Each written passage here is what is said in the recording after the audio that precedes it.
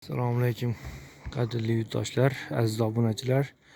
Navbatdagi ishimiz tayyor bo'ldi.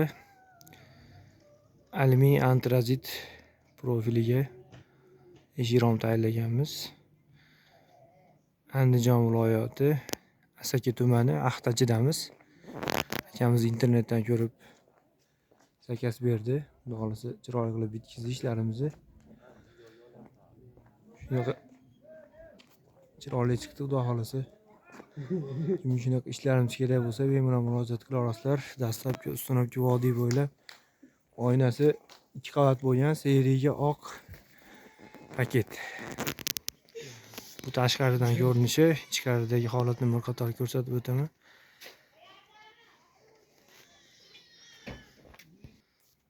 Ichkari tomonda ko'rinish bu holatda 2 etajli uy ekan bu joy. Shuni ligirovkalarni ko'rsatib o'taman. Xudo xolasa har doimgidek go'zal. Tayinlarida alkafon. 3 karra baquvvat ruchkadan. Xudo xolasa moshina chiqqan. Xo'sh, podokonnilari qo'yilgan. Ruchkasi ham baquvvat ruchkadan.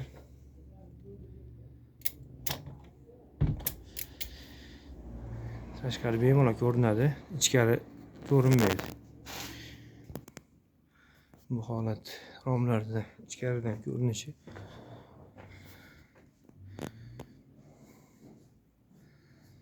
Bemalol ko'rinaveradi.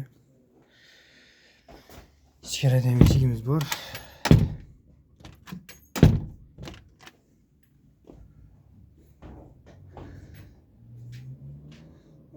Kvadratiga keladigan bo'lsak, kvadratlari 2 qavatli oynalar, podokonniki bilan 700 ming, 750 ming bir qavat bo'ladigan bo'lsa, ob'yomiga qarab 580 ming, 600 ming shunaqa chiqyapti. Asosan biz ob'yomiga hisoblayapmiz, ketadigan rasxodini.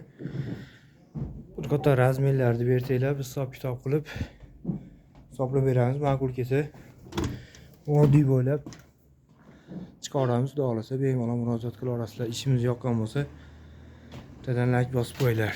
Kanalimiz rivoji uchun obuna bo'lib qo'yinglar. Rahmat kattakon.